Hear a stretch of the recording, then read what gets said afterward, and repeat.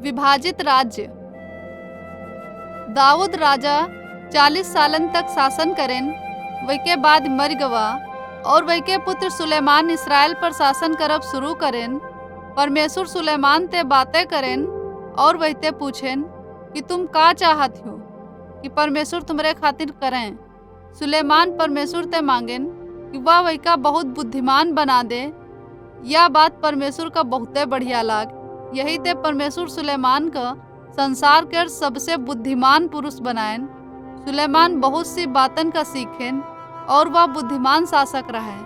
परमेश्वर वह का बहुत धनवान भी बना दिन रहन।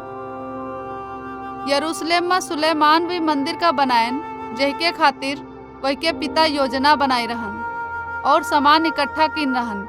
अब लोग मिलाप वाले तंबू के बजाय मंदिर में परमेश्वर के आराधना करत रहें और वही के खातिर बलि चढ़ावत रहें। और परमेश्वर आके यहाँ हुई मंदिर में उपस्थित रहा करत और हुआ अपने लोगन के साथ वास करत रहे।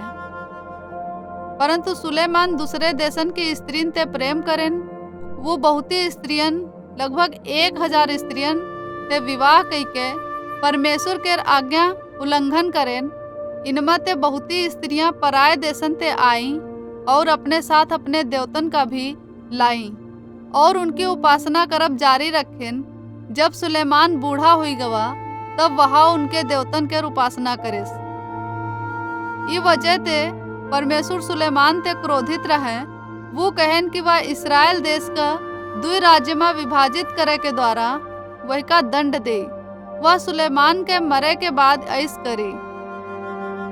सुलेमान के मरे के बाद रहबाम राजा बना। इसराइल देश के सब लोग वही का अपने राजा के रूप में माने के खातिर एक साथ इकट्ठा भये। वो सब रहबाम ते शिकायत करें कि सुलेमान हम लोगन ते बहुत कठिन परिश्रम करवावा रहन और बहुत कर वसूलें। और वे लोगन रहबाम ते अनुरोध करें कि उनते कम काम करवावें। परंतु रहबाम उनका बड़ी मूर्खता ते जवाब दीन्हें, तुम कहत हो कि हमार पिता सुलेमान तुमते बहुत कठिन मेहनत करवावा हैं, परंतु मैं तुमते वहीते भी अधिक कठिन मेहनत करवाइबे और मैं तुमका वहीते ज्यादा पीड़ित करब। जब लोगन वही का ऐस कहत सुनेन तो वही का कई लोगन वही के विरुद्ध बलवा करें। 10 गोत्रन वही का छोड़ दीन्हें।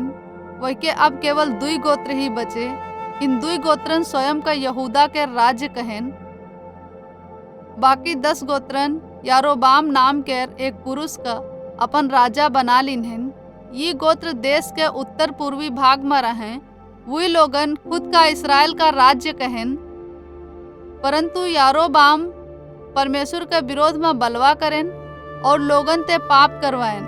वो अपने लोगन के द्वारा उपासना करे के खातिर 2 मूर्तियन का बनाएं। वे अब यहूदा के राज्य यरूशलेम में परमेश्वर के मंदिर में वह की आराधना करे के खातिर नहीं गए। यहूदा और इसराइल के राज्य शत्रु बन गए और अधिकतर एक दूसरे के विरोध में लड़े लग। इसराइल के नए राज्य में सब राजा दुष्ट रहे। उनमें ते कई राजा उनके जगह पर राजा बने के चाह रखे वाले अन्य इसराइलियन के द्वारा मारे गए रहे। इसराइल राज्य के सब राजन और अधिकतर लोगन मूर्तियन के उपासना करें। जब वे ऐसा करें तब वे अक्सर वेश्यन के साथ सोए और यहाँ तक कि कई बार मूर्तियन के आगे अपने बच्चन के बलि भी चढ़ाएं। यहूदा राज्य के राजा दाऊद के वंशज रहें। इन राजन मते भले व्यक्ति रहें जहाँ न्यायपूर्वक शासन करें और परमेश्वर के उपासना करें। परंतु यहूदा के अधिकांश राजा दुष्ट रहें। वे दुष्टता ते शासन करें और मूर्तियन के उपासना करें। यहाँ तक कि उनमें ते कुछ राजा झूठे देवतन के आगे अपने बच्चन का भी बलि करें। यहूदा के अधिकतर लोगन भी परमेश्वर के विरोध में बलवा करें और अन्य देवतन के उपासना करें।